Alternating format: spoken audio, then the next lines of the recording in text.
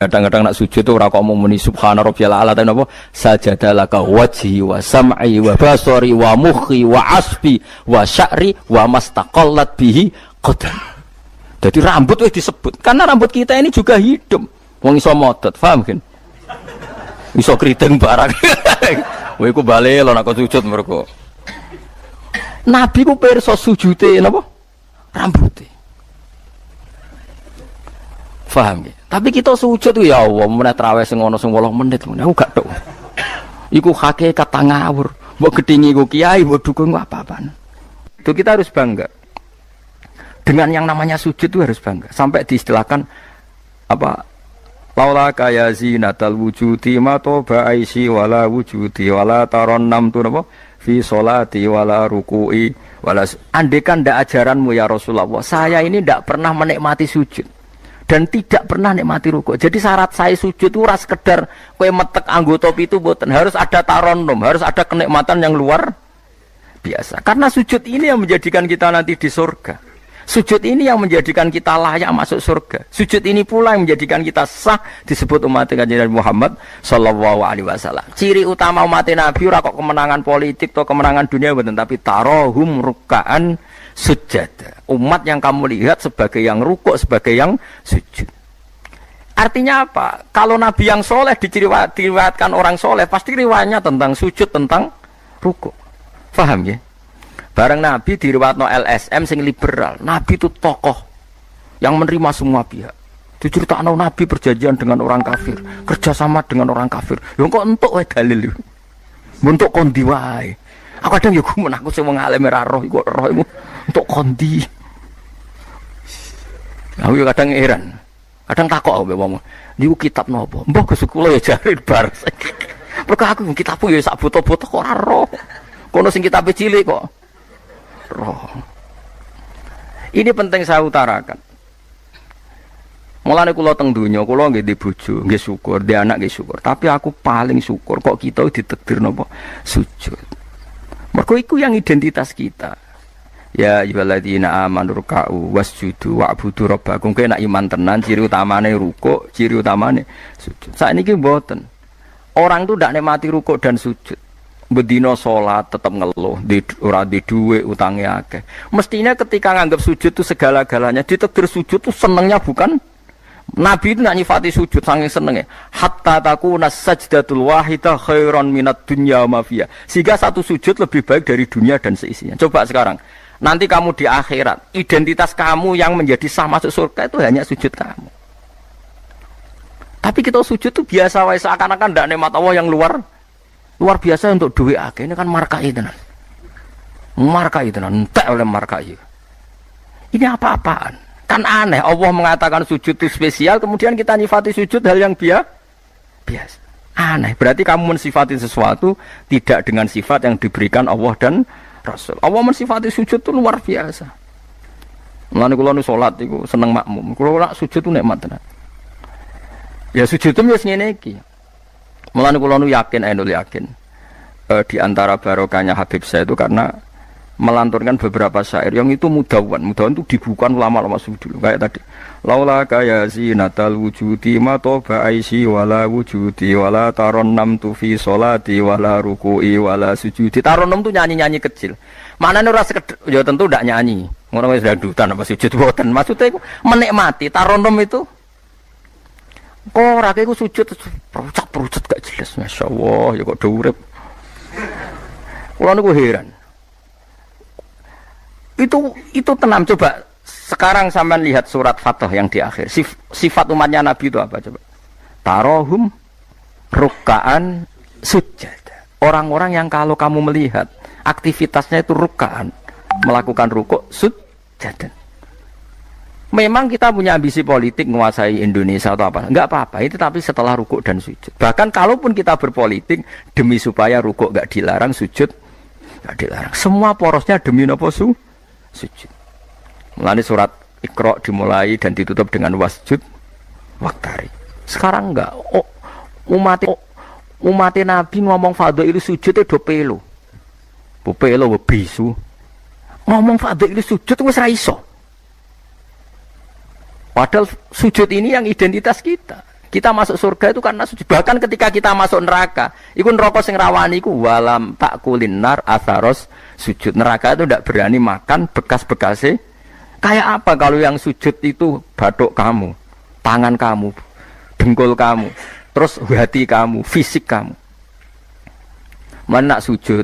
Nah cara fikih sujud itu kan sementing anggota pitu nemplek. Gini ku napa al-jabha wal yaden warukbaten wal qadamen. Berarti pitu kan bathuk sitok. Piro gen telapakan loro, dengkul loro, terus apa? Delamaan sikil loro. Kemudian ulama ada mengatakan harus ma'ata hamulin yasir, sedikit ditekan. Mbok ukurane nganti ngecap ora roh, pokoke niku ukurane ku ditekan apa? Sedikit. Oke. Tapi sebetulnya kalau kamu fair, itu hanya syarat cara fikih. Nak cara Kanjeng Nabi zaman Sugeng nak sujud nganti gituan. Kulo nu cek apal. Ya Allah sajadalaka wajhi wa sam'i wa basori wa mukhi wa asmi wa sya'ri wa mastaqallat bihi qadami. Nabi ku nak sujud, ya Allah jasad saya ini sujud kepada engkau. Disebut semua. Sya'ri rambut saya, asbi sumsum saya. Sajadalaka wajhi wa sam'i karuan ya. Wa basori wa mukhi sumsum saya. Wa asbi sendi-sendi saya. Wa sya'ri rambut. Iku nunjuk nona iso ke sujud itu total. Mulane kula suwun iku pentingnya wong soleh disejarahno wong napa soleh. Para habaib sing soleh-soleh ku nak nyejarahno nabi ku sejarah bahwa nabi itu laula kaya zinatal wujudi matoba aisi wala wujudi. Mane umpama ora didikane jenengan uripku ora ana gunane. Matoba aisi uripku ora ana gunane, ora ana enake blas. Wala wujudi wujudku ya ana gunane. Kenapa ora ana gunane? Mergo kula ora iso wala taron namtu fi sholati wala ruku'i wala sujud. Ya, tapi kowe ora perlu alim paham koyo ngene ora perlu. Wis aku joget tok las ra apa-apa. Sing penting aja wis ra paham malah ngaram-ngaramno bid'ah. Bocah kok kecangkemane ngono. Tapi kula pastikan, tapi nanti kalau orang soleh gak diriwayatkan orang soleh, sing dilihat ya sisi-sisi yang tidak khasnya kesalian itu. Taruh saja misalnya gini, Mbah Hamid Pasuruan soleh, Mbah Mun soleh, Mbah Dola Barwani soleh, di sejarah nong rapati soleh, tamu nih akeh, diterima semua pihak. Mulane uripe kepenak, mesti ngono lah nyejarah nong. Tapi nak sing nyejarah nong soleh, keselah tetep mulang. Wah alim iso maca kitab takrib, istiqomah maca ihya. Lah kula nak kenal Mbah Hamid, ning misanane Mbah kula.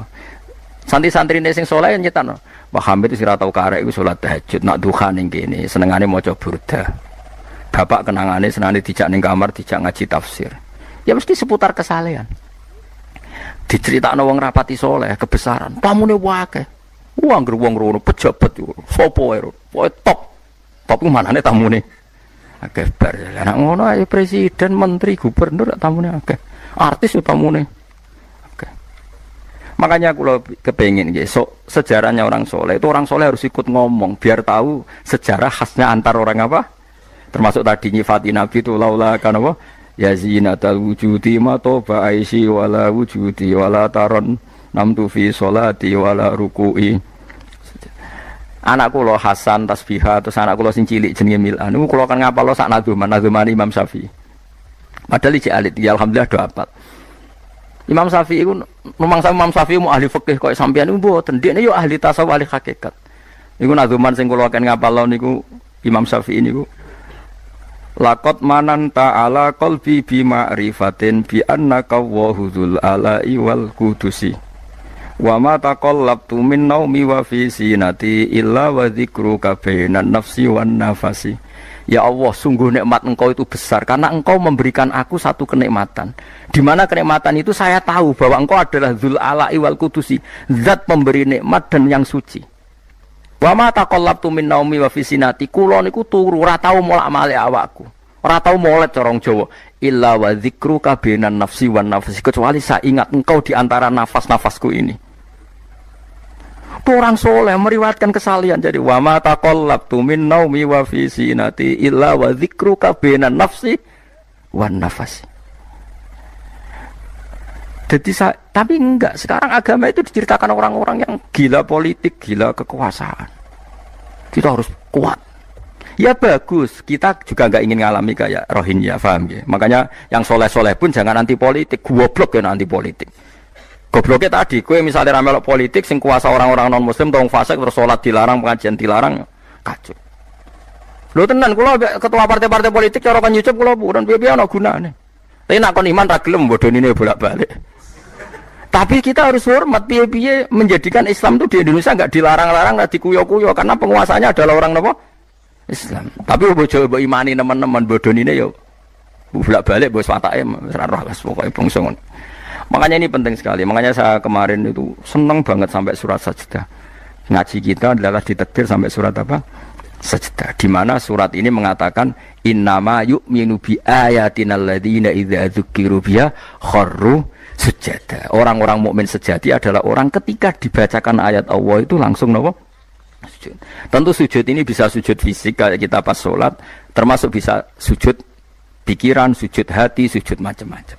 Mulane Kanjeng Nabi kadang-kadang nak sujud ora kok muni subhana rabbiyal a'la ta napa sajadalaka wajhi wa sam'i wa basari wa mukhi wa asbi wa sya'ri wa mastaqallat bihi qadam. Jadi rambut wis disebut karena rambut kita ini juga hidup. Wong iso modot, paham kan? Iso kriting barang. Kowe iku bali lho nek sujud mergo. Nabi ku pirsa sujude napa? Rambute. Paham ya? Tapi kita sujud ya Allah, meneh traweh sing ana 8 menit ngono. Aku gak tok. Iku hakikat ngawur. Mbok gedhingi ku kiai, mbok dukun apa-apaan. Tapi wong sing makome ngene iku nek iso iku dadi imam. Kok nate wonten cerita teng daerah kula wong saleh alim dadi imam.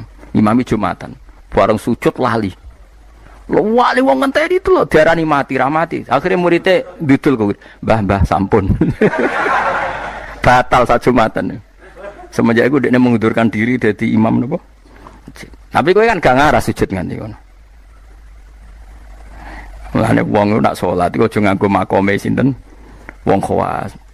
Lan sak kula tiang-tiang nak saleh iku ngimami yo nganggo makom sing adna. Dindekno makome. Lah engko nak pas bengi-bengi tahajud nganggo makom kelas A. Sekali salat iku wis lali. Masyhur. Sama tak critani salate Kanjeng Kanjeng Nabi nak sholat tu Aisyah turun ning ngarepe. Ya matang-matang ngono ning ngarepe. Ayo Aisyah. Mulai bolak-balik matur, Nabi ku ora digon salat kowe ku ora. Nek kowe kan digon salat tapi ora tau salat. Nabi ki sing digo salat ya nggon turu niku nggon sare ku digo salat. Aisyah ya sare teng mriku. Masyhur riwayat hadis iki kok. Jare Aisyah. Oh Nabi nak ngadeg suwe tak sembujuk sikilku tak jelonjorno. Mergo Nabi nak sujud apa nak ngadeg iku. Minimal 200 ayat. Kulhu mau pirang ayat? 200 saya. Ngono cek nangis. Fama marra min ayati adzabin illa sta'adza minhu wala marra bi ayati maghfiratin illa astaghfar wa ma marra bi ayati tasbihin illa sabbaha wala bi ayati tahmidin illa hamada wala bi ayati takbirin illa kabbara. Setiap lewat ayat tasbih dia baca tasbih. Setiap lewat ayat istighfar dia membaca. Jadi misalnya subbihisma rabbikal a'la subhanallah subhanaka ya Allah. Mau pas maca ayat intu azibhum fa inna ibadu ya Allah lakal hamdu walakal mulku ya Allah wa ma'fuan nangis. Dadi Aisyah ngerti paling suwe tak sodoro sikilku. Barang kok ape sujud lagi sikilku tak tarik, tak pengkeretno. Mulane jare ka'annahu lam ya'rifna qat. Nabi itu ketika ndak salat itu teman kita. Tapi nek wis salat seakan-akan ndak kenal kita. Sampai sahabat itu udah bingung, Nabi be salat ning masjid. Sahabat nyun sewu sing sok kenal sok parek. Nabi itu ya talawan, wajahnya rubah kabeh. Karena hulam ya'rif, Nabi itu tidak kenal kita kalau mau salat. Saking haibahnya mau sowan Allah Subhanahu wa taala. Tapi setelah salat baru Nabi happy. Dan Nabi itu rindu salat. Masyhur itu Nabi kalau banyak masalah itu sampai takok-takok Aisyah. Ya Aisyah, Bilal kok gak rene-rene. Maksudnya qomat atau azan. Ketika Bilal teko, sopan ya Bilal, arifna bis salat, arifna bis salat. Masyhur. Arif ngeke istirahat sira Bilal nak ing kita bis salat. Ayo Bilal aku nang istirahat no nganggo salat. Dadi Nabi yang ngerti roh donya sumpek. Iku istirahate iku. Mulan sebut wa qurratu aini fis salat. Tenange atiku. Nah kok terus di umat ayame di dhuwit iki umat apa? Ya umat sing kumat. Ya siku jawabane. Umat sing kumat. Lah ya meskipun kira iso nglakoni tapi tak critakno nek ke wong saleh iku disejarahno wong saleh ben ijek sambung. Dan saiki Rasulullah itu sayyidus sholihin. Sayyidus sholihin sing diceritakno Quran sifate umat iku tarahum ruk'an sujud. Saiki umat sifate tarahum yatlubunal mal wa yatlubuna kadza wa kadza yatlubunal jah wa riyasah. Jadi sok ben cara umpama Quran kok iso dikarang sifatnya ora tarahum rukaan sujada sifat umate ngalor ngidul golek duit. Kuwi seneng disifati ngono. Gak seneng kok. Dan kula suwun ngaji surat sajdah niki kula umpama pantes nuntut Pak Rumanto tak nyembelih sapi. Mergo syukuran surat napa sujud. Tapi kok kowe syukur perkara mangan sapi ku yo elek. Mulane ra usah. Wong ngaji kok syukur perkara nyembelih apa? Sapi. Mulane ra usah. Kulo nu khatam hikam pe disyukuri. Nganti saiki ora disyukuri. Pangeran yo bener ra disyukuri. Ben syukure mergo khatam hitam ora perkara nyembelih sapi. Tapi insyaallah kuat asline kuat. Bangune ra kuat sak menaki urunan 5.000 cukup. Golekno sapi kuru ampun. Terus sapi sing wis kesemper. Tapi kula suwun, ya mulane kula suwun aja geman mengabaikan sejarah versi wong soleh. Termasuk versi ya tiang-tiang soleh. Cek saking kalangan habaib, cek sing kalangan ulama. Pokoknya tiang-tiang napa soleh itu khas. Cara seneng Nabi itu khas.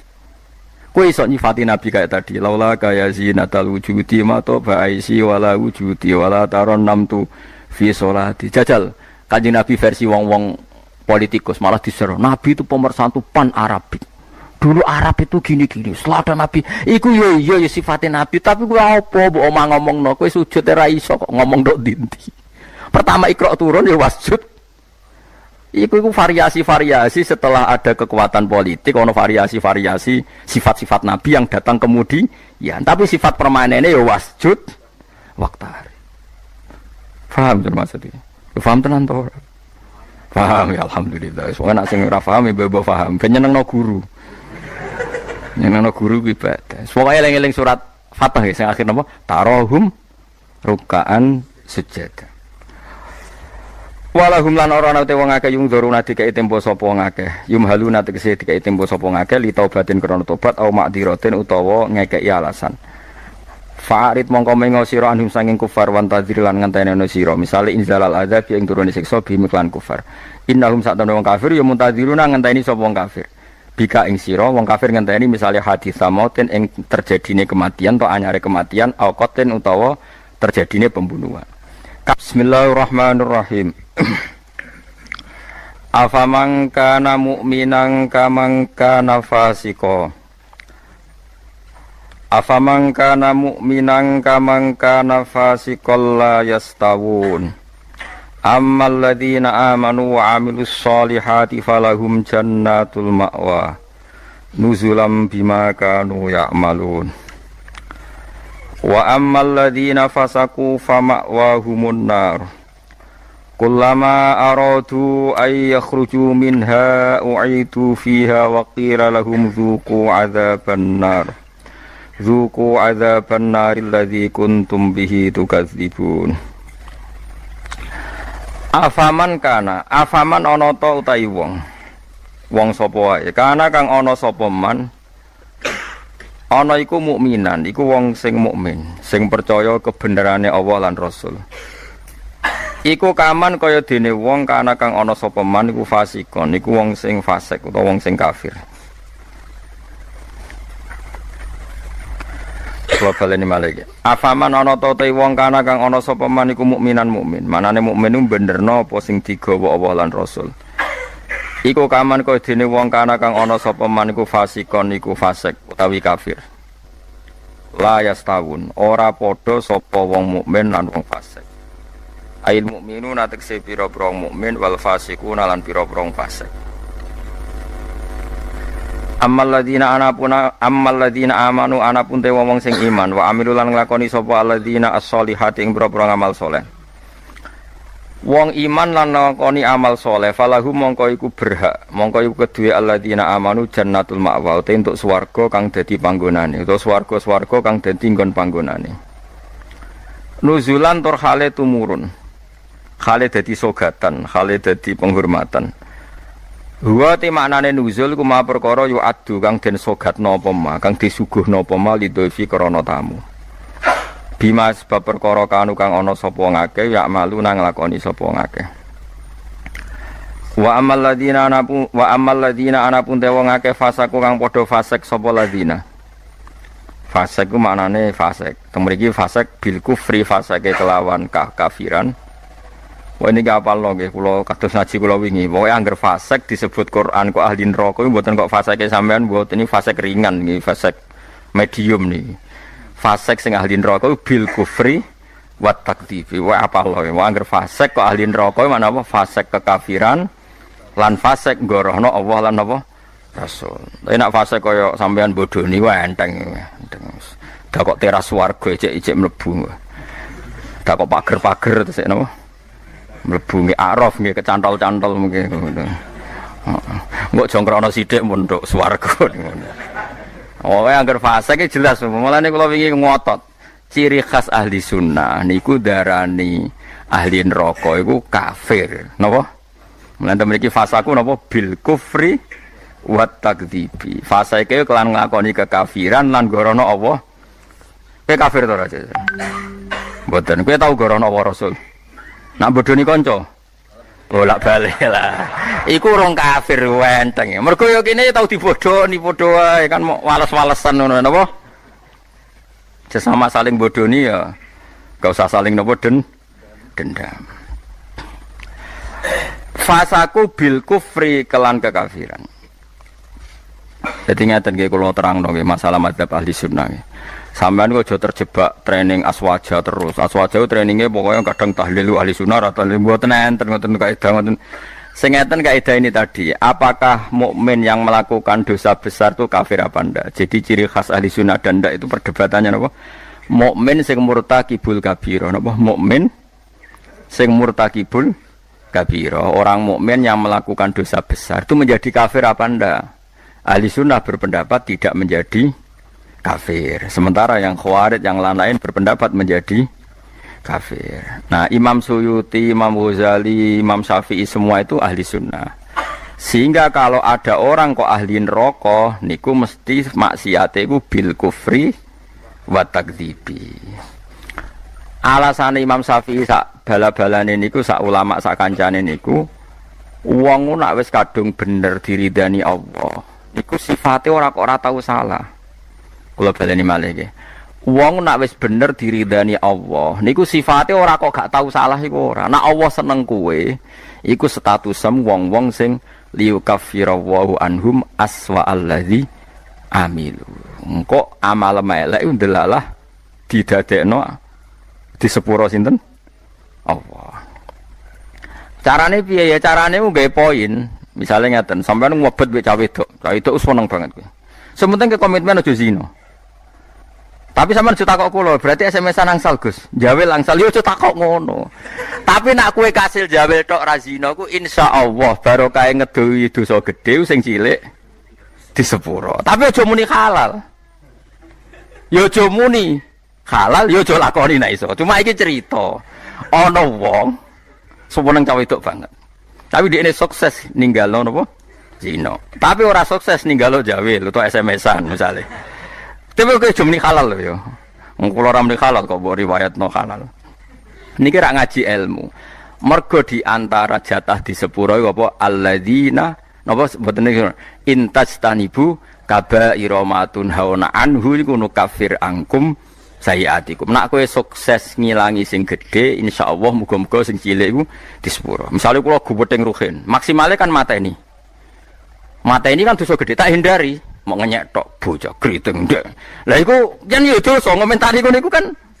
Tapi luwe apik dibanding gedeng diimplementasekno membunuh. Jadi misalnya gedeng wong, opsi tertinggi kan mateni.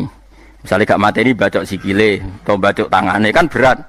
Wah iki ditinggalo kabeh mau karek ngrasani gremeng ngenyek. Lah iku lumayan. Senajan to ngrasani ya tetep dosa, tapi lumayan.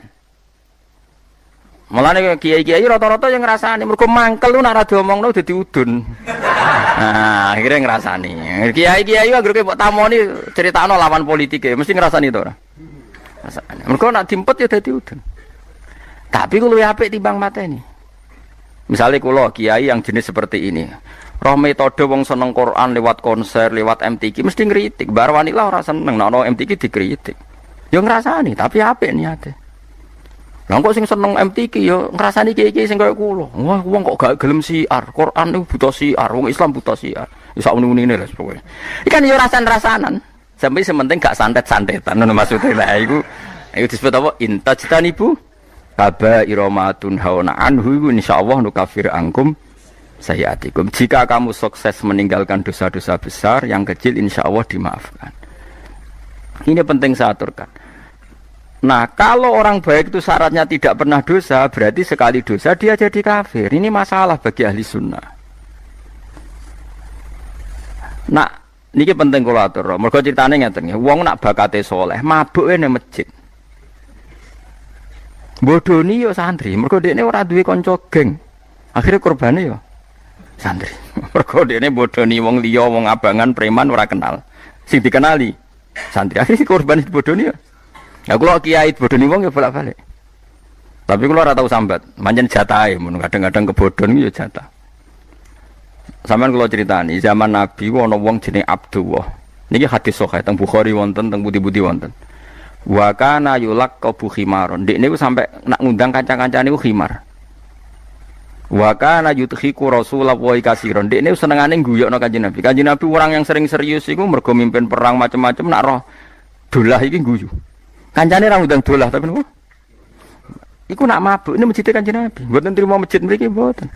Masjid Kanjeng Nabi. Ngefly. Anggere takok, kowe wong fasik ora ning terminal ta dalan ning masjid. Aku nak ora Nabi ku ngeluh. Tapi ojo minum gak ngregani Nabi. Aku tak ora minum yo ngeluh. Angel gak? Akhirnya singkat cerita, Nabi itu profesional, masih santri ini nak salah ditakzir. Takzirane Syaribul Khamri ku gak ada batasnya. Gak ada ukurannya, memang di Quran gak ada. Sehingga kadang Nabi yo jilid 20 kali, kadang 80 kali. Bil jaridi wan ni'al. Ini sing khusuk-khusuk ngrungokno hadis iki. Jarid niku napa? Apa kan pelepah napa? Kurma wan ni'al ku sandal. Dadi ana sahabat sing saleh-saleh ku ditabuki mbek sandal, kadang ambek. Tapi bariku ya ngono meneh. Nganti sing jilid ku bosen. Jadi cara ning Aceh polisi syariate nganti napa? Bosen. Singkat cerita ada sahabat yang ngomentari begini. Ya khimar ya mal'un. Pokoknya di kuiku khimar, kuiku mal'un. Saya masih ingat betul tagnya itu, kamu ini mal'un, orang yang dilaknati Allah. Nabi duka. La tal'anuhu fa innahu yuhibbu waha wa rasulah. Itu dalil ahli sunnah. Kamu jangan melaknati dia, fa innahu yuhibbu waha. Orang ini meskipun peminum arak, itu senang Allah dan Rasul. Saya masih ingat betul takbir yang ada di kitab Ihya. Takbirnya begini. Falam yukhrijhu bil maksiati anil mahabbah. Nabi tidak mengeluarkan dia dengan melakukan maksiat dari status mencintai Allah dan Rasul. Sebab itu ahli sunnah sepakat orang maksiat itu bukan kena sifat atau kena status dia memusuhi Allah dan maksiat itu gawan kita dhaif. Misalnya ngene, kowe ora cah wedok iku eling terus nganti 2 jam. Bareng Allahu Akbar takbir ra eling Allah. Terus berarti lu seneng cah wedok timbang Allah. Wong ambek Allah ora eling mbek cah wedok. Ora iso ngono, kowe seneng cah wedok iku gawan nafsu, yen gak bakat wali. Paham nggih? Akhire eling terus ra iso lali. Allah ora butuh mbok ilingi kowe ya ora keren diparingi lali kowe. Ini penting kula ngajekno. Kula baleni malih. Sama siapa takbirnya di Ihya di beberapa kitab ahli sunnah. Falam yukhrijhu bil maksiyah anil mahabbah. Orang ini tidak dihilangkan sifat mahabbahnya kepada Allah dan Rasul hanya karena nama maksiat. Karena maksiat itu gawan bodoh, gawan lali, gawan ngebet, gawan macam. Misalnya kayak anak papat, bojomu setia, katut rondo. Terus ana wong muni ngene, dadi yo katut rondo lali anak bojo, ora lali, ora masalah. Cuma ora iso lali rondo, tapi ora lali anak bojo. Wong nyatane dhuwit jadi bagi jatah anak ya ono jatahe. Cuma wong sing gedeng darani kowe iku lali anak. Ora lali mulai ditakoki jenenge anake ya jek roh. Kelas pirone ya jek. Cara ditakoki, "Lah kok ora mbok rabi wae?" Sungkan anakku lho, jek roh ora. Ijek, tapi ora iso lali rondo iku luwih anyar misalnya. Nah, yus ngono iku, selama ini kamu kan ya begitu. Saiki ngene aku takok. Kowe nyebut dhuwit mbek Allah sedina akeh ndi ya? Akeh dhuwit. Kerja ya demi dhuwit. Ngamuk bojo demi dhuwit. Bariku mbok tabung ning bank ono, ning plisiran lemari ono, ning kethu ono. Terhormate dhuwit di mana-mana ada yo eling ning kethu yo eling, ning lemari yo eling. Bareng duhur pas pergi, lali aku, jebule wis mentek waktune duhur. Terus kowe tasik, wah berarti menuhankan uang. Enggak ada seperti ini. Apa iku wis pirsa nek kita iku dhaif, napa kita niku dhaif. Sehingga ahli sunnah mengatakan semua kesalahan itu ya kesalahan saja, tapi tidak menjadi kafir, tidak menjadi bukan berarti kita tidak cinta Allah dan Rasul. Jadi wong mabuk, kunane kuno wong lani kiai ora oleh gedeng preman teman-teman. Kadang yo ono wong preman, tapi ra iso mungkiri seneng kiai. Lan cara kula ora masalah ono wong ra salat nekani konser sholawatan cara kula ora masalah. Ndekne nyatane seneng pas sholawatan seneng. Nak menawa awal untuk hidayat. Nak ki fikih komentar, apa gunane nekani sholawatan tapi ra salat. Lah nek dene ra tau nekani sholawatan ra salat terus jalur hidayate kon diye nak menawa ana siji loro sholawat sing ditampa dadekno sebab napa? Hidayat. Seneng kok komentar. Ora melok dadi pangeran kok geger.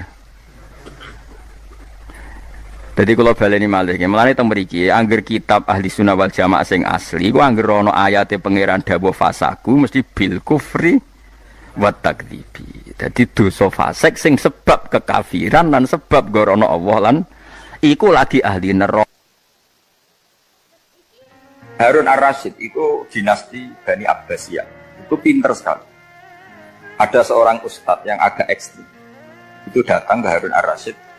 Ya Amirul Mukminin, inni nasihun laka famusaddidun alaika. Fala tajidanna alayya fi nafsika syai'an. Saya mau nasihati kamu tapi saya mohon jangan masukkan hati. Karena nasihat ini penting. Tapi saya akan keras, vulgar, akan keras, kritik saya akan keras karena Anda sebagai Amirul Mukminin tidak percaya. Apa kata Amirul Mukminin Harun ar-Rasyid? Uskut ya Ustaz. Sebagai riwayat uskut ya jahil. Kamu itu Ustaz bodoh, tidak usah banyak omong. Terus ditanya, kenapa saya bodoh? Terus dibacakan ayat faqula lahu qawlan layyinan la'allahu yatadzakkaru aw yakhsha. Inna Allaha ta'ala qad arsala man huwa khairun minka ila man huwa syarrun minni. Wa ma'a dzalika qala ta'ala faqula lahu qawlan layyinan. Allah pernah menugaskan seorang yang lebih baik ketimbang kamu, yaitu Musa dan Harun. Musa dan Harun adalah seorang nabi. Kepada orang yang lebih buruk ketimbang saya, yaitu Fir'aun. Itu saja etikanya faqula lahu qaulal layyinan. Kamu kalau ngomong yang halus, yang baik, yang berperadaban, kok kamu sama saya mau kasar? Akhirnya ustadznya ternyata pinter kamu, ya pinter aku. Jadi semudah itu. Allah itu menugaskan orang yang lebih baik ketimbang kamu, yaitu Nabi Musa. Kepada orang yang lebih buruk ketimbang saya, yaitu Fir'aun. Itu saja ada etikanya. Kok kamu sama saya mau tambah etika? Mau main kasar hanya karena kamu merasa nasihat Anda benar. Jadi gampang sekali memahami Quran. Tapi lagi-lagi memang bagi ahlinya. Tapi ini saya bantu supaya sampean jadi ahli apa? Quran.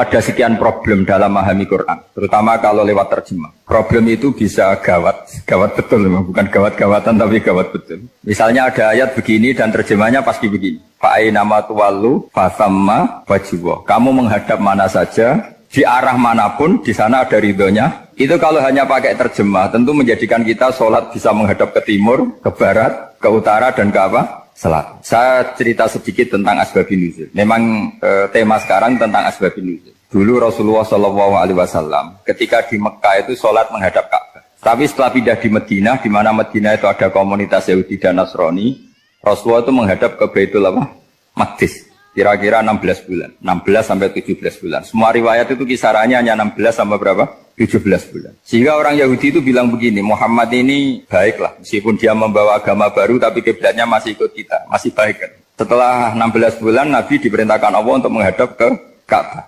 Fawal liwajhaka syatral masjidil haram. Maka orang Yahudi itu berontak. Berontaknya adalah kiblat mereka ditinggalkan. Cara berpikir orang Yahudi itu kiblat mereka ditinggal.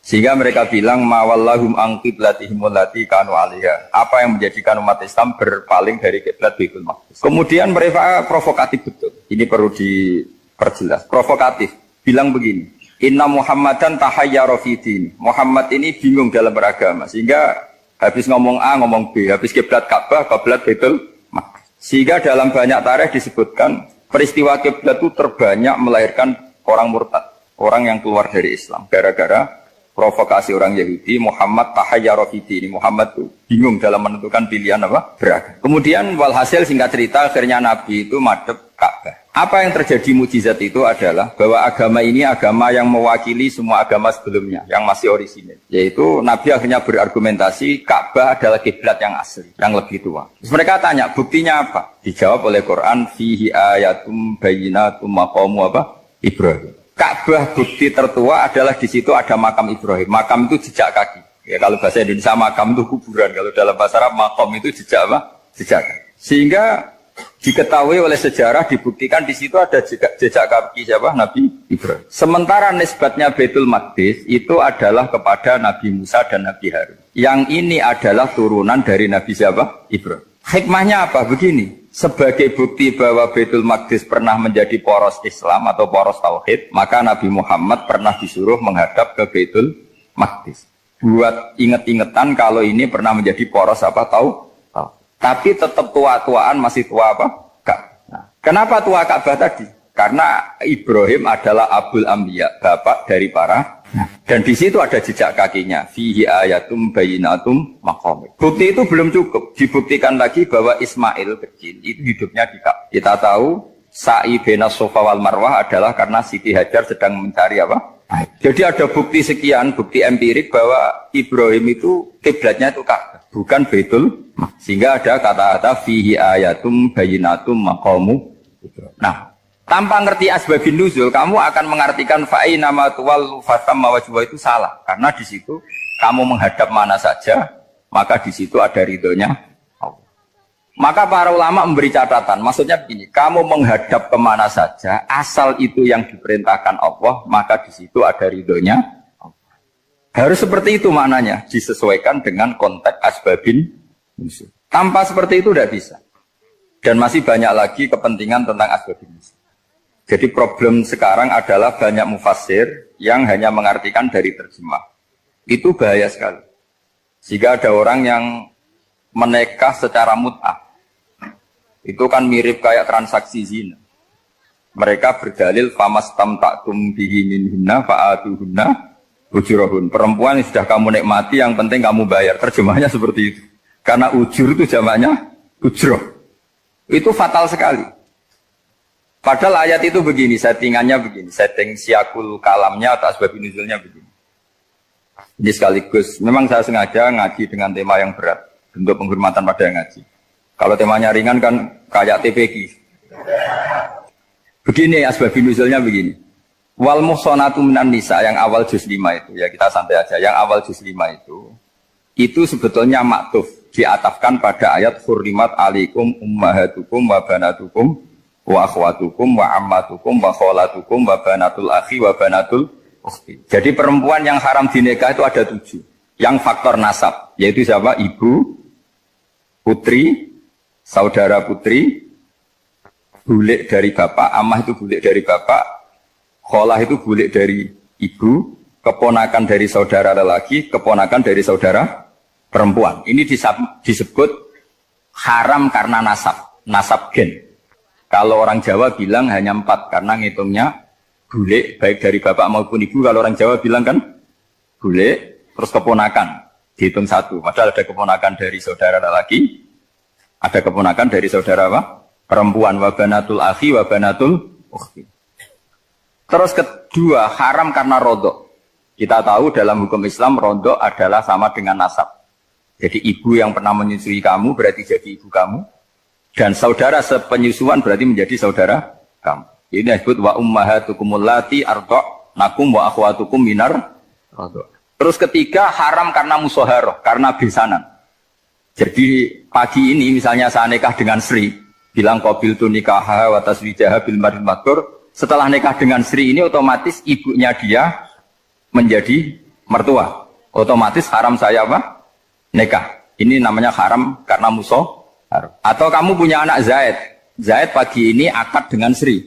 Berarti Sri adalah menantu Anda. Otomatis haram bagi Anda. Itu namanya haram karena musaharah, karena bisanan. Itu yang disebut waroba apa haram-haram itu kan saat terus itu wa ummahatu nisaikum. Apa ibu dari istri-istri kamu. Memang ini agak jelimet, tapi memang syaratnya mufassir harus biasa jelimet. Jangan hanya nyari partai ayat-ayat untuk kepentingan partai. Wah itu ngeri. Kacau Quran dipakai kampanye. Terus itu berarti sudah 3 kan? Haram karena nasab, karena rodok, haram karena musuh. Terus yang keempat ini haram yang bukan karena sebab pada seorang perempuan, tapi karena istri orang. Itu disebut wal muhsanatu minan nisa. Haram menikahi perempuan yang masih milik orang lain. Nah, orang lain yang menikahi ini istilahnya Allah adalah lelaki yang menikahi perempuan ini adalah lelaki sing muhsinina ghairu musafihin, secara nikah yang sah. Nah, nikah yang sah itu begini dalam hukum fikih Islam. Saya nikah dengan Sri, kalau hanya akad, itu saya wajib bayar mahar hanya separuh. Jadi kalau saya janji bayar 1 miliar, berarti wajib bayar berapa? 500 juta. Kalau janjinya 100 juta, hanya bayar 50 juta. Itu yang wajib bil akdi. Nanti wajib sepenuhnya nunggu bil jima. Kalau sudah hubungan intim, baru wajib 100%. Jadi kalau ada di Jawa, nikah dengan seperangkat alat sholat, itu yang atasannya tok, itu wajib karena akad. Nanti bawahnya nunggu setelah hubungan apa? Intim. Nah, ini hukum Quran, bukan hukum saya. Makanya kan wa in talaqtumuhunna min qabli an tamassuhunna, saat terus fanis huma faradtum, hanya wajib bayar setengah. Nah perempuan yang sudah diajak hubungan intim itu kata Allah fa'atuhunna ujurahun, maka wajib kamu bayar pen. Jadi ayat itu tentang perempuan yang sudah dinikah, kita harus bayar berapa? Harus bayar pen. Ini penting saya utarakan. Nah, problem kita sebagai orang Indonesia, ini juga problem Pak On, problem semua kiai. Mahar di Indonesia itu nggak bisa dibahas di Quran. Karena keterlaluan, kecilnya itu keterlaluan.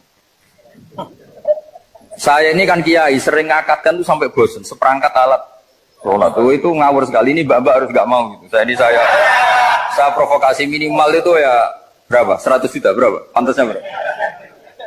Pantasnya berapa? 10 gram itu berapa nilainya? Kan 1 gram 500.000, baru 5. Ya sudah mendingan itu 10 gram. Quran itu bayangannya gini, sambil latihan, yang hafal-hafal biar latihan. Jangan dapat beasiswa karena hafal tapi nggak jelas juntrungannya.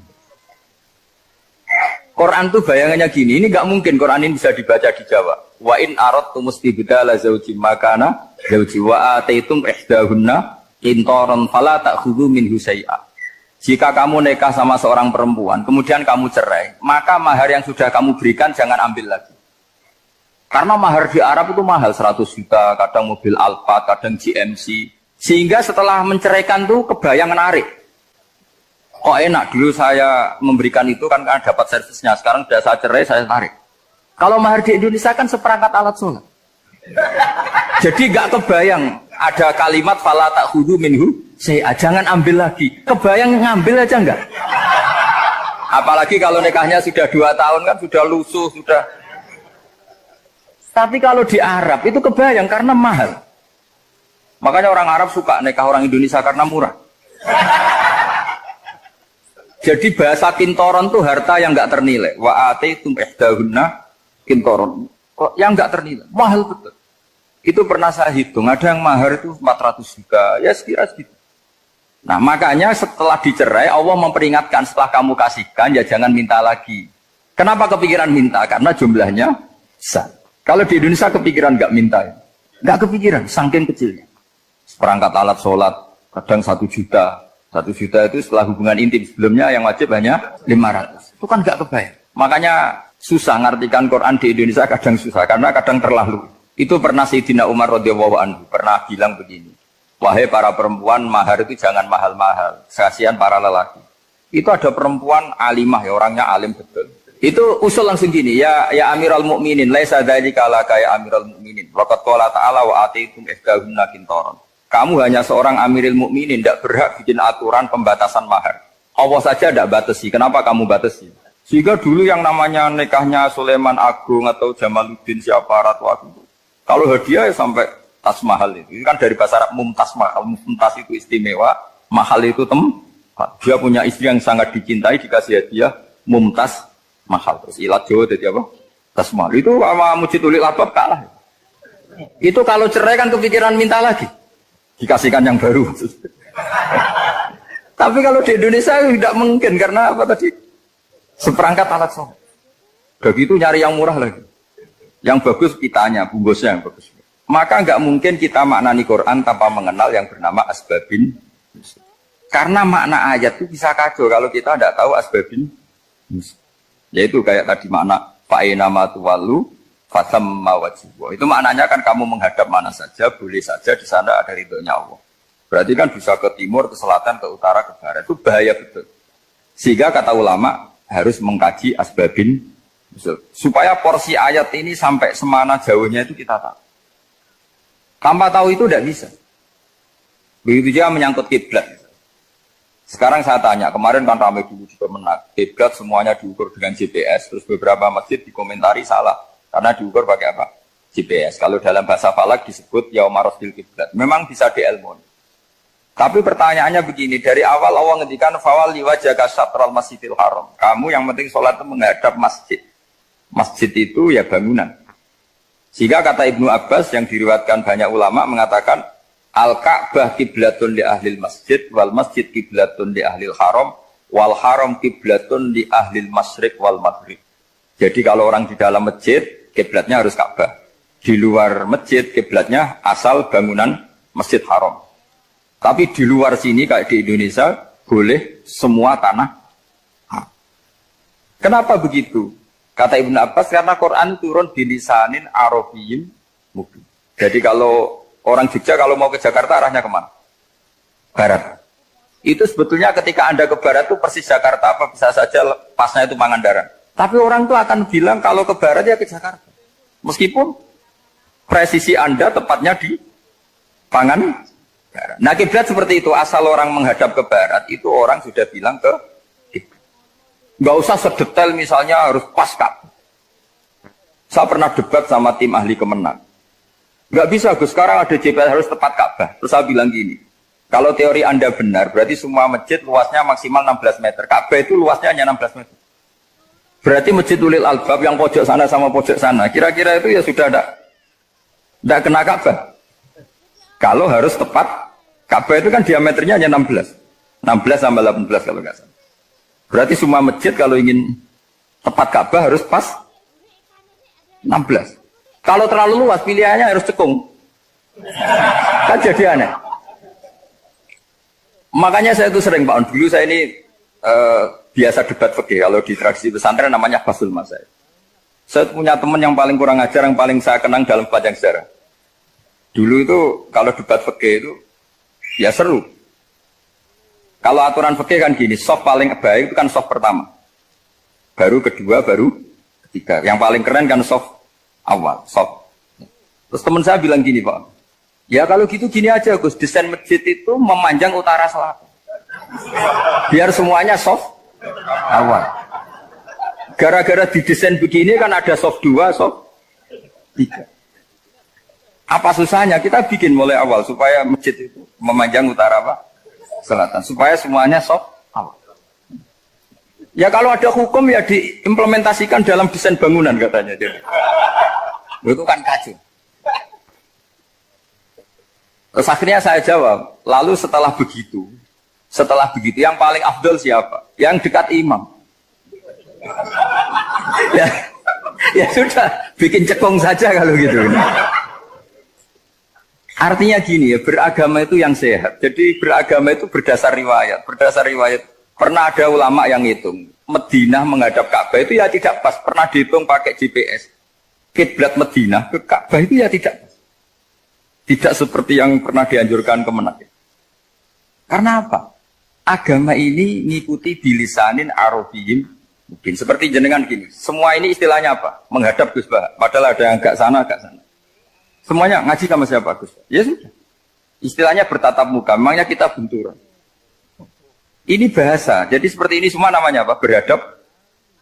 Padahal ada yang agak samping, agak samping.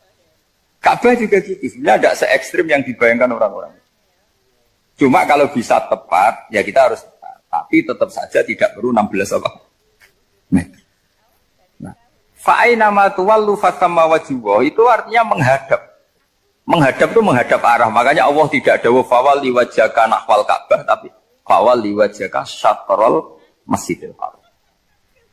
Jadi ini penting saya utarakan supaya kita familiar dengan istilah-istilah Quran. Istilah Quran itu gampang. Nah, kalau kita kaji itu kan. Problem kita tidak pernah mengkaji. Jadi semuanya asing. Kalau kita mengkaji itu gampang sekali. Saya punya sekian cerita betapa pentingnya mengkaji Quran. Harun ar-Rasyid itu dinasti Bani Abbasiyah. Itu pinter sekali. Ada seorang ustadz yang agak ekstrim. Itu datang ke Harun ar-Rasyid. Ya Amirul Mukminin, inni nasihun laka famusaddidun alaika. Fala tajidanna alayya fi nafsika syai'an. Saya mau nasihati kamu, tapi saya mohon jangan masukkan hati. Karena nasihat ini penting. Tapi saya akan keras, vulgar.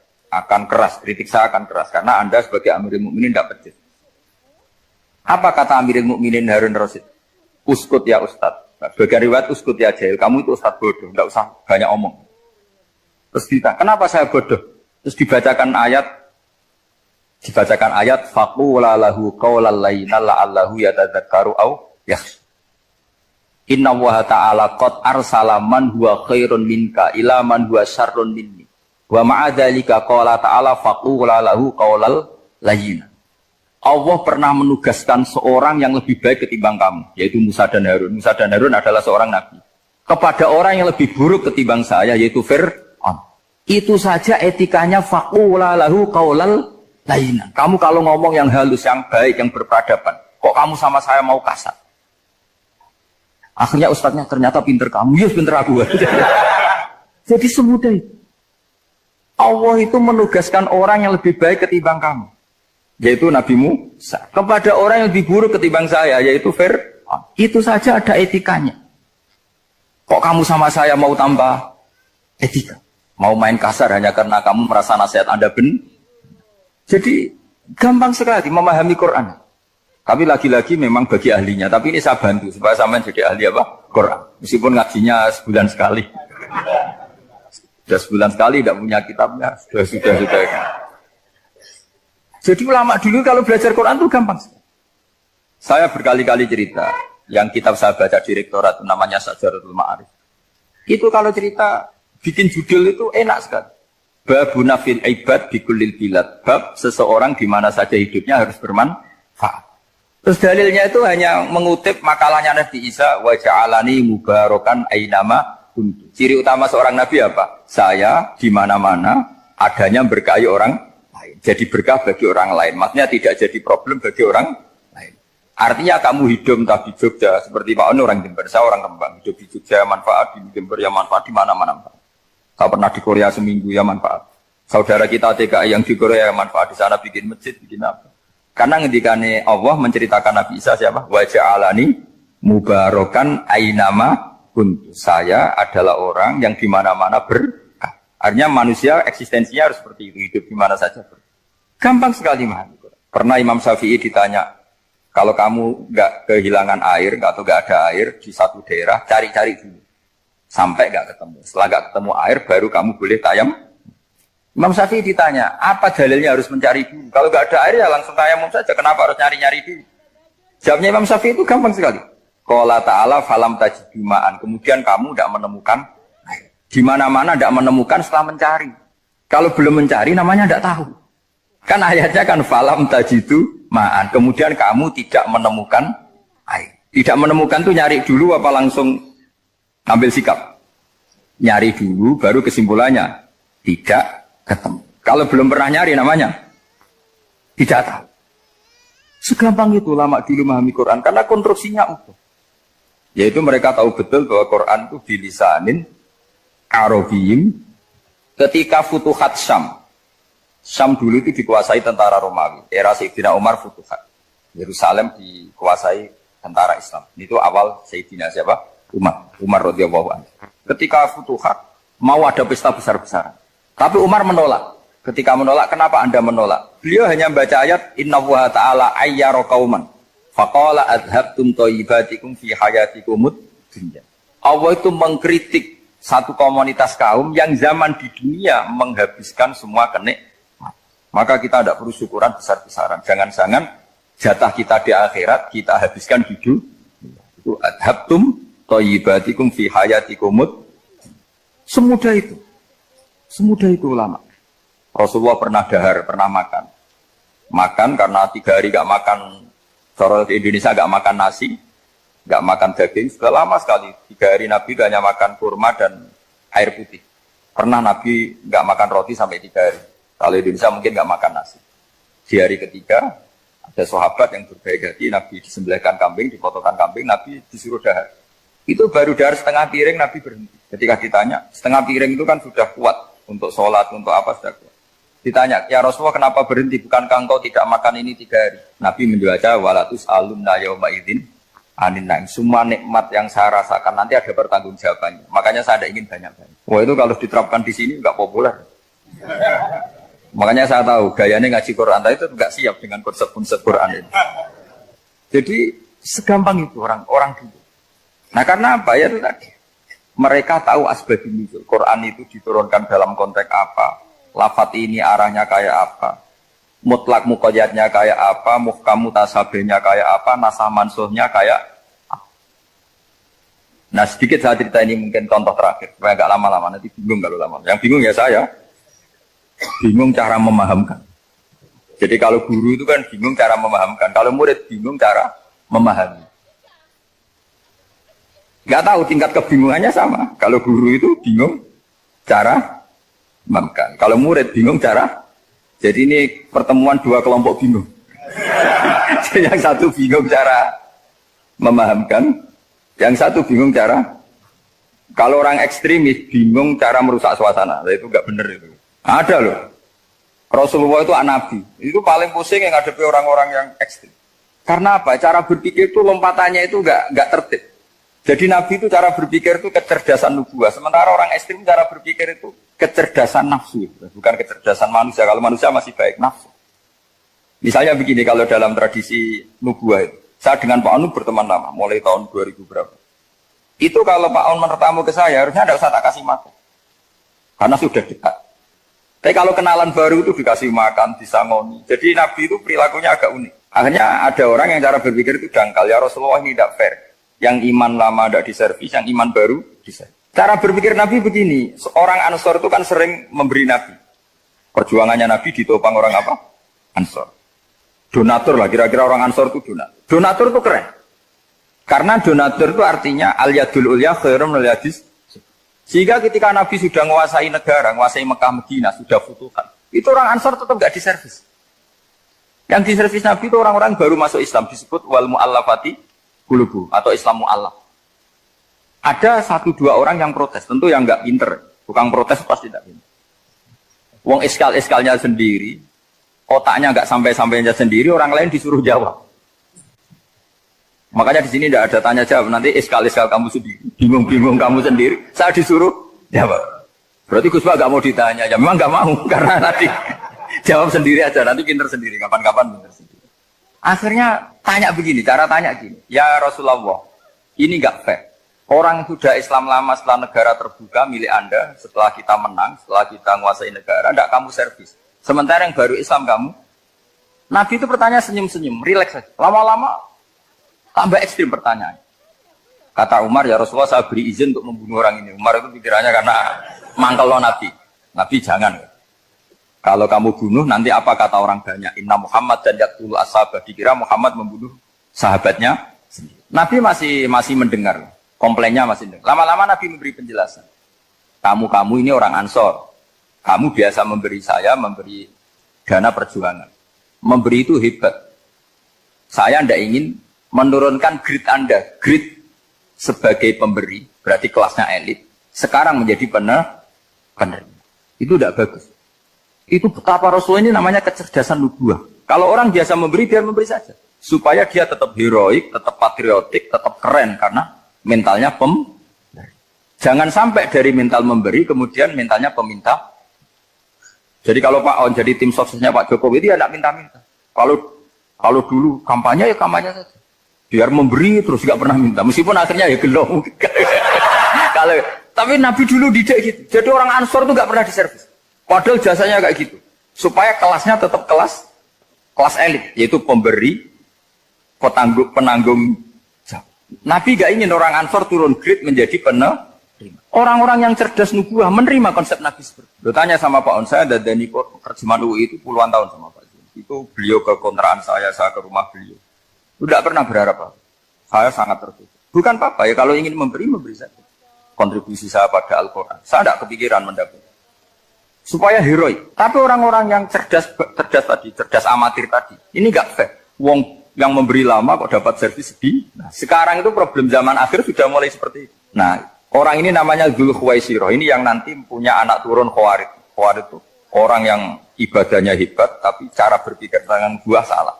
Orang lagi Khawarij itu orang ibadahnya hebat, tapi cara berpikir nubuah salah. Nubuah itu unik. Nubuah itu cara berpikir tadi. Apa ya? Melihat sesuatu yang benar biar benar terus. Yaitu tadi, mental memberi itu ya biar memberi terus, tidak usah di-share.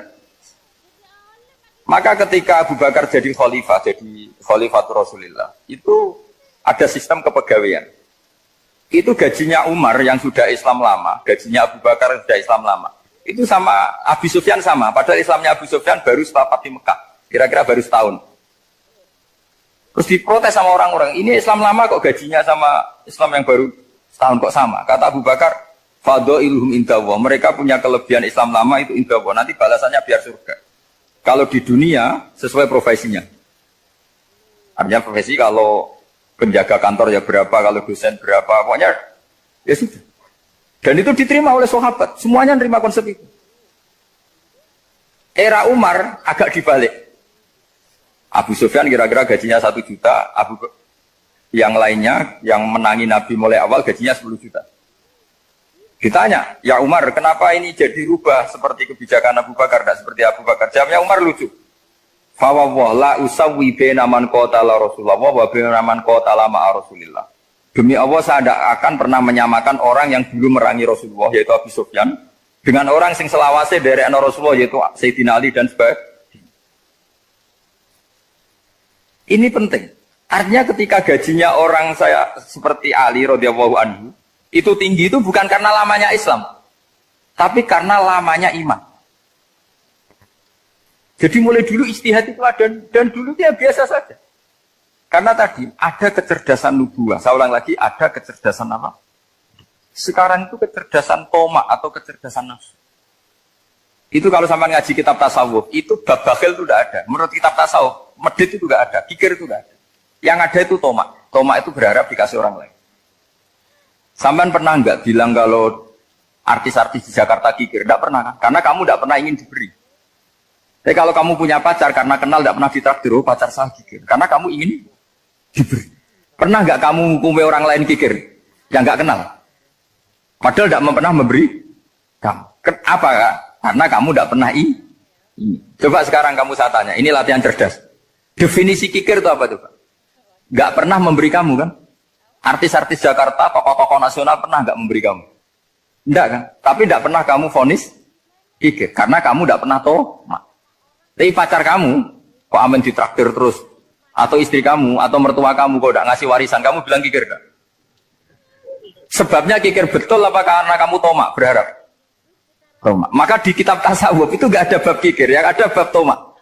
Karena asal usul menvonis orang kikir itu karena tamak. Maka jangan banyak kenal orang, nanti banyak hukum kamu. Sombong juga gitu, di tasawuf itu gak ada bab sombong. Karena orang hukumi orang lain sombong, itu karena kamu ingin dihormati. Ada orang gak kenal, terus lewat saja gak tanya kamu bilang sombong enggak kan? Tapi kalau kenal, oh sombong betul, kenal gak tanya kan? Jadi tasawuf itu sisi unik dari terus ingin kenal Pak Jokowi ingin jadi menterinya, nanti kenal rektor ingin jadi pegawainya. Ketika gak diturutin bilang Pak Rektor kikir. Tapi orang lain ya kak pernah berharap, mungkin gak menvonis Pak Rektor atau Pak On ini kikir, enggak kan? Berarti vonis kikir itu status orang itu apa gak kesampaian niat kamu? Memang agak jelimet ilmu tasawuf itu, tapi itu unik, itu bagian dari khazanah apa? Islam. Makanya Rasulullah itu sering isti'adah minta perlindungan wa min toma'in fi ghairi matma'in. Ya Allah, saya tidak ingin berkeinginan yang tidak layak. Coba kamu protes negara itu karena apa? Ingin makmur sejahtera tanpa kerja, sehingga nyalakan menteri keuangan, menteri ini.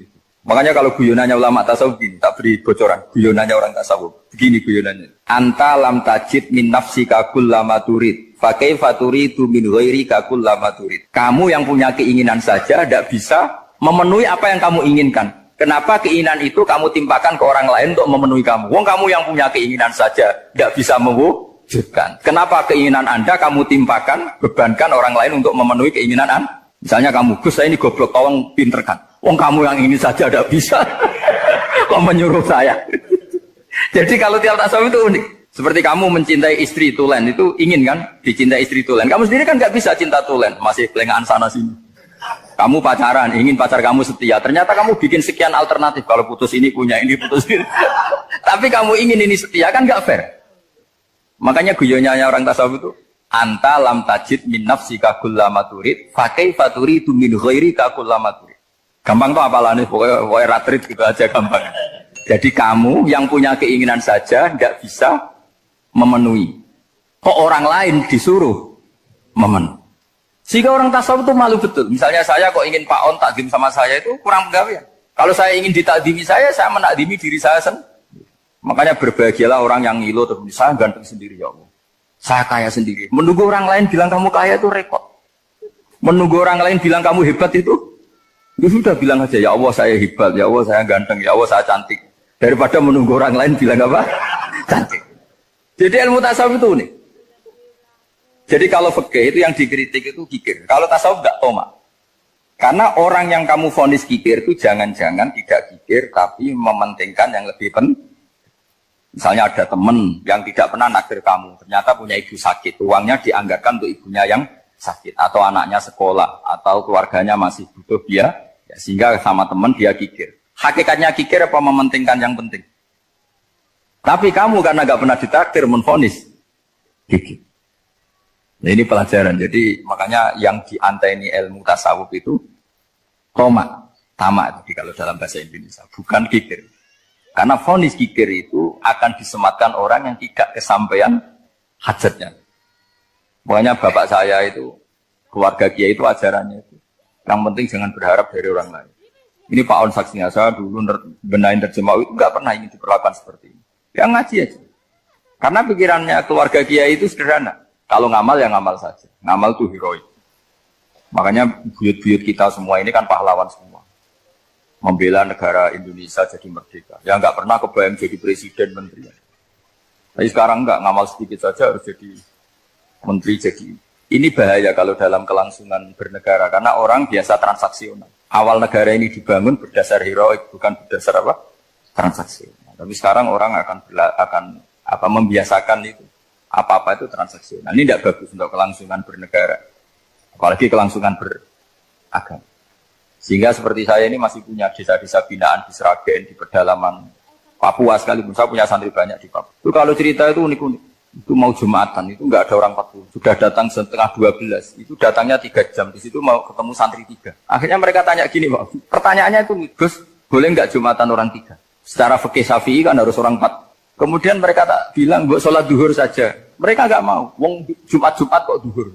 Harinya kan Jumat, masa sholatnya? Sehingga kita-kita yang jadi kiai akhirnya nyari fikul madzhabil arba, nyari fikih madzhab 4. Ternyata Imam Malik membolehkan orang 6. Ada yang bilang 12. Yang penting keceluk jamun itu kelompok. Kalau 3 kan belum keceluk apa? Belum disebut apa? Ini penting saya utarakan supaya kita berjuang itu bukan karena selfie seperti ini. Tapi yang namanya dakwah itu menjadikan orang tidak tahu menjadi tahu. Termasuk kepada desa-desa tertinggi.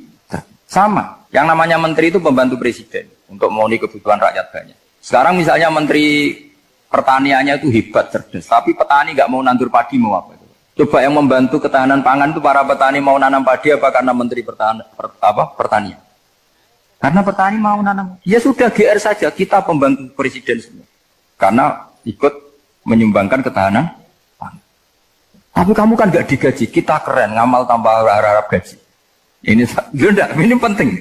Supaya Anda itu nggak hati kecil gitu. Ikut menyumbang negara tanpa ingin dapat gaji. Keren nggak? Nah itu nubuah. Apa? Nubuah. Orang Ansor itu seperti itu. Sehingga ketika Rasulullah wafat dan ada kompetisi kepemimpinan, itu orang Ansor gak ikut. Sudah kita makmum saja, silahkan dibagi di... Saking baiknya orang ini. Nah, makanya saya ulang lagi ya. Kecerdasan nubuah ini yang nggak difahami orang Khawarij. Orang Khawarij cara berpikir yang kerja banyak harus dapat banyak. Sementara kecerdasan nubuah enggak. Yang biasa memberi terus memberi saja. Ini saya baca supaya dapat berkahnya ulama-ulama dulu. Karena ini dikarang oleh ulama yang dipakai rujukan seluruh dunia. Begini, qala Ibnu Taimiyah ma'rifatu sababin nuzuli yu'inu ala fahmil ayat. Jadi mengenali asbabun nuzul itu membantu memahami secara benar ayat itu.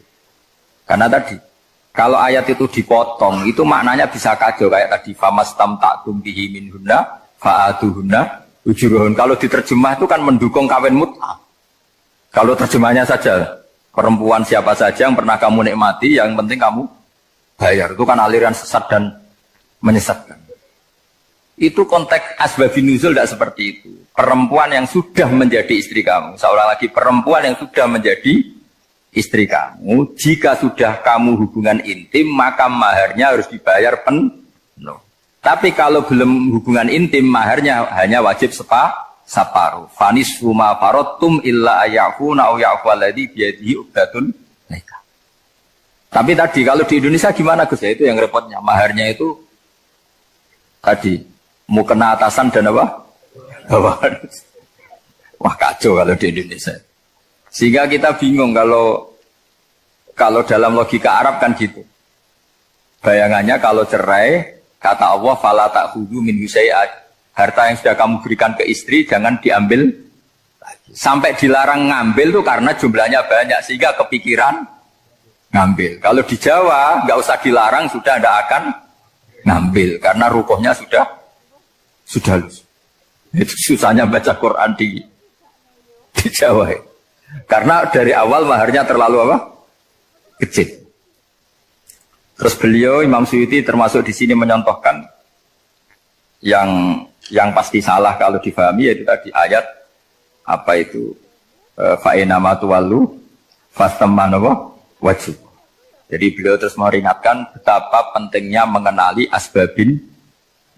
Karena asbabin nuzul itu gampang. Saya ulang lagi, asbabin nuzul itu gampang. Gampangnya begini ya, kan ada satu peristiwa. Misalnya begini, Rasulullah itu kan mengkritik penuhanan Lata dan Uzza. Berhala-berhala itu dituhankan, dikritik sama Rasulullah. Kemudian mereka begini, karena mereka biasa personifikasi Tuhan. Muhammad, kalau Tuhan itu tidak Lata Uzza dan itu terbuat dari batu, lalu Tuhan Anda itu dari apa? Amin fiddotin audabin. Lalu Tuhan Anda ini dari emas apa dari perak? Karena mereka nggak bisa membayangkan Tuhan tanpa dipersonifikasi. Terus Allah menurunkan qul huwallahu ahad, Allahus somad, lam yalid wa lam yulad wa lam yakul lahu kufuwan ahad. Karena otaknya mereka sudah begitu. Yang namanya Tuhan itu harus dipersonifikasi. Cerita yang paling unik gini Pak On, ada bos Islam, ada bosnya TKI yang baik. Mereka mengizinkan pekerjanya sholat. Bareng sholat tuh diingeti ke atas ke bawah, kok nggak ada arcanya. Sehingga setelah sholat dibilang, apa saya berikan berhala sekalipun? Karena nggak kebayang ada orang sholat kok tanpa berhala, tanpa Tuhan. Yang kamu sembah itu mana? Kok nggak ada? Apa tak belikan? Jadi unik. Nah teman saya yang satu unik lagi, dia termasuk pegawai Garuda yang derekno saya ke Korea itu orang pegawai Garuda. Dia karena orang kaya biasa ke Eropa kemana-mana itu. Singkat cerita dia sholat di mall karena nganggep Korea itu sudah negara maju kayak Eropa. Setelah sholat di mall pas asar itu, security-nya nelpon polisi. Pak polisi di sini ada ritual teroris. Jadi kalau menamakan sholat itu ritual. Jadi artinya apa? Ritual-ritual yang kita lakukan itu macam-macam cara pandang. Orang ateis itu kan Cina kan Korea itu kan ya Cina lah, Korea, Jepang, RRC itu kan sipit gitu. Itu ya yang namanya ibadah sembahyang harus ada patungnya atau ada arcanya atau ada benda-benda. Orang Islam kan nggak ada sama. Makanya mereka itu kok bisa? Nah, problemnya kita, saya ulang lagi, ini problemnya. Problemnya kalau ada itu ya repot. Begini misalnya, ini masih tentang asbabun nuzul. Ini contoh terakhir tentang masih asbabun nuzul. Umar radhiyallahu anhu, sahabat Umar itu kalau mencium Hajar Aswad itu sambil gedumel. Tidak berdoa tapi gedumel. Masyhur. Itu ada di Bukhari. Alim tu annaka hajarun la tadur wa la tanfa walau la anni ra'aitu Rasulullah wa qabbalaka ma qabbaltuka. Saya tahu loh. Nyium Hajar Aswad dicium, tapi sambil gedumel. Saya tahu loh, kamu hanya batu, gak mandoroti, gak manfaati. Kamu jangan GR, saya cium itu jangan GR. Kalau saja saya tidak melihat Rasulullah mencium kamu, maka saya ada sudi nyium kamu.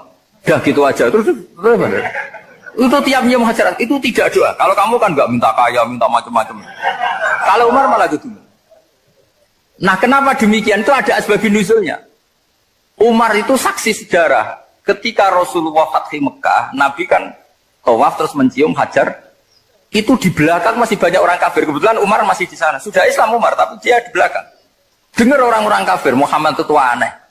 Katanya melarang nyembah batu. Ternyata dia nyembah batu. Jadi Nabi nyium Hajar Aswad itu dikira nyembah. Katanya ngelarang nyembah batu, tapi dia kok nyembah batu. Karena Nabi mencium Hajar Aswad. Nah karena untuk menghilangkan stigmasi itu, Umar tiap nyium Hajar Aswad memang gitu. Kan ada sound system, mungkin jadi sound system. Supaya jelas bahwa penciuman ini bukan karena menyembah. Artinya mudah sekali kenapa Umar ngomong gitu. Karena asbabun nuzulnya seperti itu. Coba kalau kamu tidak tahu asbabun nuzul, Umar maksudnya gimana? Gak doa, gak apa, kok malah ngomong gitu kan. Tapi kalau kamu tahu asbabun nuzul Umar itu yang mendengar komentar orang sama ketika kita tawaf itu kan 3 pertama kan kita lari-lari kecil. Itu ceritanya juga gitu. Rasulullah itu hidup di Medina, terus diterkenalkan miskin. Medina itu kota wabak, kota penyakit, endemik. Dulu Medina, Yasrib itu kota endemik. Sehingga kata orang kafir-kafir Mekah, yaji ulihadal bait kaumun qad wahanat huma Yasrib. Nanti akan datang satu komunitas kaum yang sudah lemas karena kena penyakit TBC dari Yasrib. Nabi dengar itu, makanya terus bilang ke para sahabat, tunjukkan kalau kamu kuat dengan cara lari 3 kali. Terus pakai pakaian yang kelihatan maco, yaitu yang dipakai lelaki-lelaki. Bahunya dikelihatan. Nah, setelah Rasulullah wafat, Umar menggantikan beliau setelah Abu Bakar. Umar bilang gini, sebetulnya tawaf seperti ini, yaitu lari pertama 3 putaran pertama lari dan memperlihatkan pundak seakan-akan orang maco itu sudah nggak perlu karena alasan itu sudah tidak ada. Tapi ini tinggalan Rasulullah, maka jangan rubah ya, tetap seperti ini. Akhirnya meskipun sudah tidak ada alasan tadi menjawab stigmasi orang kafir, tetap tawaf seperti itu. Jadi memang agama itu unik. Kadang kita harus tahu alasannya, tapi alasan itu kalau menjadi mahatul hukmi, pijakan hukum sah. Misalnya kamu terus bilang gini, ya berarti tawaf sekarang bebas, gak perlu seperti itu. Kan alasan itu sudah ada. Nah di sini pentingnya riwayat. Riwayat itu begini, logikanya sudah nggak ada, tapi kaifiah itu, cara itu masih kita terus. Dan itu memang, saya ulang lagi, harus tahu asbabun nuzul. Saya beri contoh ya misalnya, wa idza darabtum fil ardi falaysa 'alaikum junahun an taqsuru minas shalah. Terus ayatnya di mana? In khiftum ayyaftinakumul ladzina kafar. Jika kamu pergi dalam keadaan takut ditangkap orang kafir atau takut diculik orang kafir, maka kamu boleh mengqasar salat. Itu jelas ada ayat in khiftum ayyaftinakumul ladzina kafar. Jika kamu takut diculik orang kafir. Sehingga ketika Ba'da Fathi Mekah, setelah Mekah dikuasai Islam, Umar tanya, "Ya Rasulullah, kenapa engkau masih salat qasar? Bukankah kita sudah aman?" Waqad qala ta'ala in khiftum ayyaftinakumul ladzina kafaru, Allah ngendikan boleh mengqasar itu kalau dalam kondisi takut. Waqad kunna fi amrin, sekarang kita sudah aman. Jawabannya Rasulullah itu unik. Ya Umar, hadhihi shadaqatun faqbalu shadaqah. Ini sedekahnya Allah, bonus, sudah terima saja, enggak usah catatan-catatan gitu. Sehingga era Umar ya ada lagi yang tanya Umar begitu. Kata Umar, sa'altu dzalika Rasulullah sallallahu alaihi wasallam faqala hadhihi shadaqatu wa faqbalu shadaqah. Sudah ini bonus dari Allah, terima saja. Ini kan unik. Padahal kalau secara disiplin ilmu kan begini. Kamu boleh mengqasar sholat kalau dalam bepergian dan dalam keadaan takut. Logika hukumnya kalau tidak takut, tidak usah. Sama seperti begini. Kamu kalau pergi jauh seperti saya Pak On, itu ngosor sholat apa enggak ngosor kan? Alasannya kalau kosor itu, kalau pergi itu masyakot, repot. Sekarang pergi kita pakai Alphard, pakai Innova. Bawa uang, disupirin, itu masyakot enggak? Enggak kan? Tetap boleh jamaah enggak? Boleh. Sebenarnya kamu jamak itu karena pengetahuan hukum apa karena enak jamak? Kalau alasannya masyakot, kan sekarang sudah ada. Nggak repot. Ya sudah pakai hadis tadi, ini hadiah, terima saja. Jadi makanya agama itu riwayat. Tapi ada saja ulama yang agak balik loh. Agak balik gini, banyak juga ulama misalnya duwe gawe, ibunya sakit terus ribet jamak sholat. Kenapa? Ribet ngurmat ibu. Makanya ada saja kiai yang duwe gawe mantu itu terus jamak sholat, tapi jangan ikuti. Tapi ada saja karena alasannya jamak itu karena apa? Repot. Ya ada saja, tapi ya jangan ditiru. Cuma saya ini cerita analisis hukum itu memang agak-agak unik.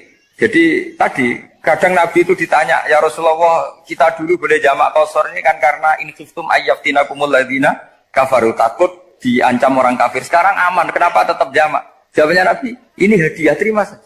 Ya ada sahabat yang bantah, kenapa Nabi? Allah itu zat yang baik, kalau sudah ngaji bonus nggak pernah ditarik lagi. Makanya Nabi kalau berdoa itu unik. Ya, siapa yang disiksa di dunia karena dosanya, fawahu akramu min ayyus sanniya uqubatahu fil akhir. Kalau ada orang salah kok di dunia sudah dikasih sanksi, Allah itu lebih mulia untuk mengulang nanti di akhirat. Akram itu Allah terlalu mulia, maksudnya orang kepikiran wis males ya selesai, tidak akan di. Kalau sampean kan enggak, masih ingin lagi. Jadi itu cara berpikir nubuah. Jadi berpikir nubuah itu beda. Ada orang pas sujud diinjek sama orang fasik, diinjek. Kemudian si yang sujud tadi, wallahu la yaghfiru wa laka, demi Allah tidak akan ngampuni kamu. Itu langsung Allah memberi wahyu sama Nabi di zaman itu. Bilangin yang sedang sujud itu, dia harus minta maaf sama saya, kata Allah. Mangdalladzi ta'alla ala fulan. Dia bersumpah bahwa Allah tidak akan memaafkan orang, itu harus diralat. Nabinya iskal, kenapa ya Allah? Yang Tuhan itu saya ini punya sifat dua, bisa menyiksa dan bisa memaafkan. Kenapa dia milih sifat saya satu tidak memaafkan? Akhirnya apa? Orang yang nginjek tadi sama Allah dikasih tobat dan jadi orang soleh. Jadi itu makanya kamu nggak boleh jadi orang ekstrim nyifati Allahnya satu. Nggak boleh, Allah tetap bisa yaghfiru liman yasha wa yu'adzibu man yasha. Sifatnya Allah dua ya tetap dua, nggak boleh kamu pilih satu.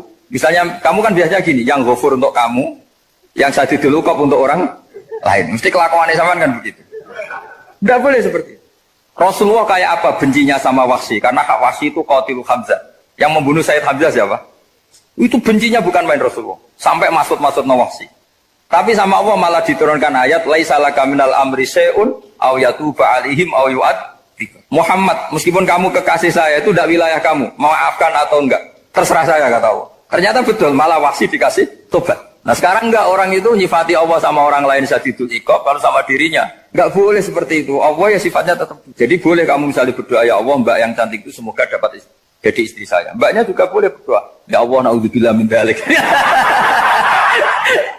Jadi ini adu kekuatan, nanti terserah, nanti Allah pihak yang mana? Kayaknya pihak yang perempuan mungkin. Karena kasihan kan kalau cantik dapat orang apa? Saya tuh andaikan boleh fatwa fikih, yang saya haramkan tuh orang jelek dapat orang jelek. Karena kasihan anak-anaknya, tahu-tahu jelek banget. Jadi itu kan kasihan itu. Jadi dalam Islam itu seperti itu. Jadi apapun benci kita sama musuh kita, Allah bisa saja memperlakukan musuh kita secara baik. Karena Allah itu yaghfir. Tetapi kita harus sifati Allah yaghfiru liman yasha wa yu'adzibu.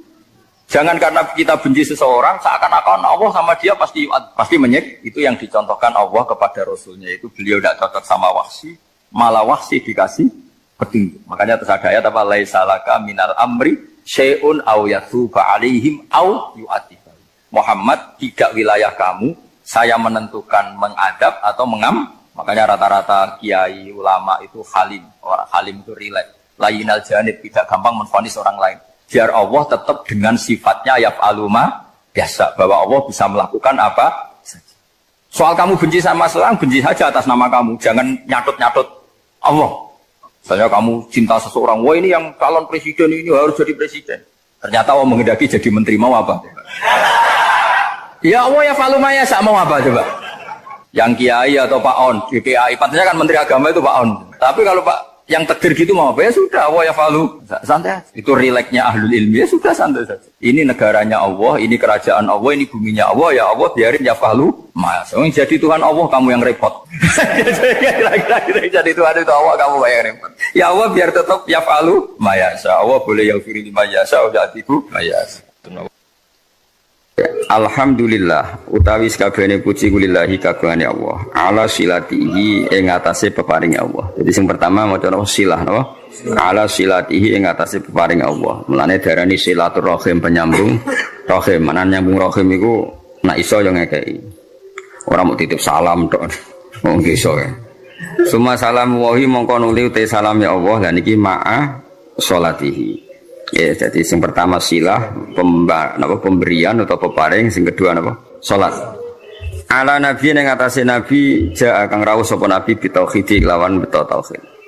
Waqat arolan teman-teman dadi udo. Aro uryanan udo apa dinu agama udo anit tauhid saking tauhid. Jadi maksudnya ketika nabi rawuh semua yang mengatasnamakan sebagai agama niku pun terlepas saking napa? Tauhid. Jenapa waqat arad dinu anit tauhid, jadi kepada Nabi Muhammad yang datang membenahi tauhid, yang sesungguhnya saat itu agama-agama yang lain meskipun mengatasnamakan agama tapi sudah telanjang atau terkosongkan dari apa? Jadi resikone tauhid iku luwih apik timbang nuruti rasa. Mana kula bolak-balik fatwa, bolak-balik matur. Agama ora iso dikawal mek khusyuk. Khusyuk itu kadang-kadang malah ngrusak agama. Senajan to barang apik napa? Kudu nomor 1 ku ilmu napa? Ilmu. Kok khusyuk itu nomor 2. Misalnya contoh gampang ini. Perasaane wong khusyuk. Menane kula seneng sampean ra khusyuk. Senajan to yo ngerti ra krana ilmu, pokoke seneng. Mesti watak no. Watak ya turunan macam-macam. Agama nak digawa wong khusyuk, iku mesti perasaane ngene. Nak apik iku minallah, nak elek iku minasyaiton. Ya tak baleni nak apik iku minallah, nak elek iku minasyaiton. Karena gak siap, saya ulang lagi ya, gak siap menisbatkan elek pada Allah. Tapi teori wong khusyuk ngene iki ku lali, berarti hunaka di sana agamane Allah iki di alam raya ini ana saltonah, ana kekuasaan di luar Allah iku ora mikir. Mulane perdebatan Imam Sanusi mewakili ahli sunnah mbek Mu'tazilah ngono. Dari Imam Sanusi kita yakin kan masyhur kan nak iman rukun ke-6 apa khairihi wa syarrihi. Iku hebatnya Islam. Islam iku agama sing paling ngidolakno Allah, paling mentauhidkan Allah, paling mentakbirkan Allah, paling memuji Allah. Tapi wasemono rukun iman iku khairihi wa syarrihi min Allah. Kowe gelem ra gelem raimu elek ya kersane apa? Kowe goblok ra apal-apal ya kersane apa? Mane kiai iku ra iso tegas wong kersane apa. Mane kiai kowe aku beda-bedane wong mergo ya ini ahli apa? Tauhid. Ora wong goblok ya tenang. Ora santri ra jelas ya tenang. Dalil apa khairihi? Itu nak pondok unggulan apa? Oh ribet ana santri goblok ribet. Kurang ngaji kok. Kakean manajemen apa? Ben aku iman tenan ya khairihi. Nah ketika Mu'tazilah mengatakan bagaimana mungkin Allah menghendaki syar. Inna Allah ta'ala naha anisari kaifa aroda. Mu'tazilah masuk akal. Bagaimana mungkin Allah melarang keburukan kemudian dia menghendaki. Apa? Kaifa aroda syarra wa huwa nahahu. Bagaimana dia menghendaki keburukan sementara Allah melarang itu. Orang Mu'tazilah agak masuk akal. Akhirnya Imam Sanusi ngendikan berarti waqa'a fi mulkihi ma la yuridu. Apa? Waqa'a fi mulkihi ma la yuridu. Berarti Allah sing jarene pangeran mimpin alam raya ini sering terjadi sesuatu di luar kendalinya. Dewa terus gak tauhid, apa? Lah iya nak goblokmu, kelirumu iku kok setan. Berarti banyak kejadian di alam raya ini yang Allah tidak bisa mengendalikan. Waqa'a fi mulkihi ma la yuridu. Jadi kira-kira Allah dilapuri Gusti Hollywood kok akeh maksiat, Bali akeh maksiat. Aku daerah berkutik sakjane ora karep ngono, iku setan iku. Lah aku pengen lawan, gak iso kan ribet. Senajan to sesuai nurani karepe wong Islam yumni khairihi minallah, syarrihi minasyaiton. Tapi risikone nanti berarti Allah gak berkutik di depan setan. Semulane cocok ra cocok kowe kudu iman khairihi wa syarrihi minallah. Nah, soal engkau nak ilmu wis bener, saya ulang lagi. Soal engkau nak ilmu wis bener khairihi wa syarrihi minallah. Kowe oleh bihukmil adab. Ya saya ulang lagi bihukmil adab, ora bihukmil hak, bihukmil adab. Bedarani khairihi minallah, syarrihi dinisbatno ning setan. Tapi kowe ngomong ngono bakdo benere tauhid. Ya sawise benere tauhid. Ya. Tak paham ya. Jadi kita kudu yakin khairihi wa syarrihi minallah. Senajan to sakwise iku ana hukum adab. Kenapa kang rapal-apal? Mari aku ora sregep. Kadang-kadang kenapa rapal-apal turunan. Pokoke kapan-kapan ngomong ngono gak apa-apa. Senajan to ning atimu wis ditulis ning kodok. Paham ya? Khairihi wa syarrihi minallah. Ya eling-eling. Jadi umpama agama dikawal mek khusyuk mesti darani khairihi minallah syarrihi minasyaiton. Resikone tadi waqa'a fi mulkihi ma la yuridu. Jadi kamane pangeran ning gone Mekah sapa Allah, ning gone Madinah Allah, ning Hollywood ora Allah wong gak di kekuasaan ning kono. Kan ngeri. Ada kerajaannya Allah kemudian penguasanya setan dan yang menentukan perilakunya setan. Lha iku ra tauhid. Ngomong ngono iku jenenge gak. Lha iku mirip faham-faham Persia. Ya ana Tuhan Yazdan, Tuhan apa Ahruman. Ada Tuhan gelap, ada Tuhan sinar. Nah, di akhirnya jadi sanawiyah orang yang berpaham dua mirip filsafat Yunani dhisik, ada Tuhan apa nur, ada Tuhan kegelap. Nah, agama enggak mau seperti itu. Agama kudu tauhid, khairihi wasyarrihi. Ya, jadi mulane aku ora iso tegas mbek kowe mesum paulet wis ora iso tegas. Kene tauhide wis bener oh. Khairihi wasyarrihi minallah. Kowe kerinter ya kersane Allah, giyoblok ya kersane Allah. Paham ya? Senajan to kok ibu-ibu rontok sosiologi, rontok iso ngamati. Kenapa goblok kang? Mari aku rasa sregep. Kenapa gak lanya? Jarang deres. Kadang-kadang ngomong kenapa turunan. Kadang-kadang kurang wesel. Pokoknya gak apa-apa lah. Tapi ku kabeh hukumil adab. Tetap hakikate iku khairihi wa syarrihi minallah. Paham ya? Jadi wong iku ora oleh ngawal Islam mbek khusyuk. Agama iki tau ana prahara mergo paham-paham khusyuk. Ane khusyuk itu sause ilmu. Kaya apa rusaya agama iki tau dipimpin khawarit angger wong salah kafir wong salah. Akeh kiai khusyuk ora iso ngaji ku mesti rusak. Santri wajib ngalail wajib diruakat kuwabe guyu banter keliru rokokan keliru angop keliru kuwabe keliru. Iya. Itu nak cara ilmu masalah. Senajan to cara adab bener ngelatih santri dalek itu bener cara adab. Cara ilmu salah. Ijabu malam yajib kriminal, wajibno barang ra wajib ning kena ngaji sulam taufik.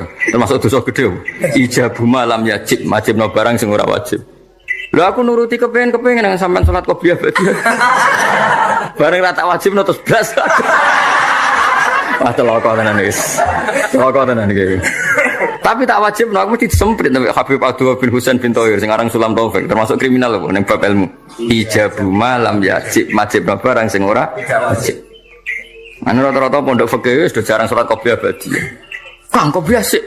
Bahaya Kang iku ijabu malam yajib wajibno barang. Yo repot. Maksudnya tetap ra wajib, tapi nek iso lakoni terus. Tapi kesuwen berilmu.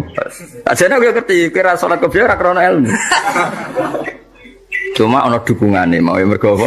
Ora oleh ijabu lam yajib. Lha iki ora usah nentang dalail ya apik. Tapi sekali muni wajib kudu mbok lawan, no? Lawan. Jadi resikone Islam dikawal khusyuk. Ya apa Islam iku tau tragedi ana khawarit, napa? Kanjeng Nabi qiyamul lail lamun 4 dino, bariku mboten. Mumpama Nabi kok qiyamul lail traweh terus mesti dikira traweh itu wajib. Nabi itu direwangi gak traweh. Demi ngetokno nak mboten wajib. Tapi ya mau Nabi gak traweh tetep qiyamul lail. Nek kowe ora traweh ya ora traweh tenan iku. Jadi Nabi gak traweh iku tetep qiyamul lail. Kowe terus delok TV rokokan lho ribet. Ya tak balen nek sunane kula suwun iki ngaji Jawarut Tauhid kitab sing mulai Al-Azhar, mulai Sayyid Muhammad, mulai Mbah Mun termasuk Mbah Fadl kata sing ngitmai kitab Jawarut. Jadi wow, resikone napa? Memang ilmu itu kadang tidak nyaman ya tadi kadang kita itu dukung Mu'tazilah. Piye Mu'tazilah kadang ya ono bener. Mane jare Sayyidina Abdus Salam aku itu ahli sunnah tapi be Mu'tazilah kadang ya setuju. Piye ndekne berpendapat ngono iku li husni adabihim billah. Mereka itu kepengen sopan ambek pangeran. Sehingga darane khairihi minallah, syarrihi minasyaiton. Tapi tetap kita ora anut Mu'tazilah. Anggo resikone ana sanawi, ada dualitas. Ya ada dua kebaikan yaitu dipimpin Allah, ana otoritas keburukan dipimpin setan. Nah berarti kan Allah gak kuwasa ngendhalekno syar, utawa ngendhalekno setan. Jadi kamane bareng ning donya akeh maksiat terus pangeran cocokan mbek setan. Menang kowe kosal kasil. Ribet. Donya maksiat beto ata kae iki. Akeh maksiat. Lah nek misale iku kehendak setan berarti kok pola kalah pangeran. Mergo keburukan. Jajal misalnya ning pondok sing lane ambek sing ora gen. Jajal jawab. Jawab. Akeh sing ndi? Akeh sing ora lane. Berarti terus pangeran cocokan mbek setan. Akeh balaku toh ora lane. Ribet. Tapi nak artinya apa? Ada dualitas, ada rivalitas. Ya ora oleh cara tauhid ngene iku. Lan Kanjeng Nabi ngendika ya pokoke khairihi wa syarrihi niku aneh Islam. Jadi Islam iku nglarang syar, ya, Islam itu nglarang syar, nglarang keburukan, tapi nak cara iman kon muni khairihi wa syarrihi minallah. Mulane agama iku ono aneh. Lah dhewe bangun agama yo ono aneh. Lah ora aneh piye?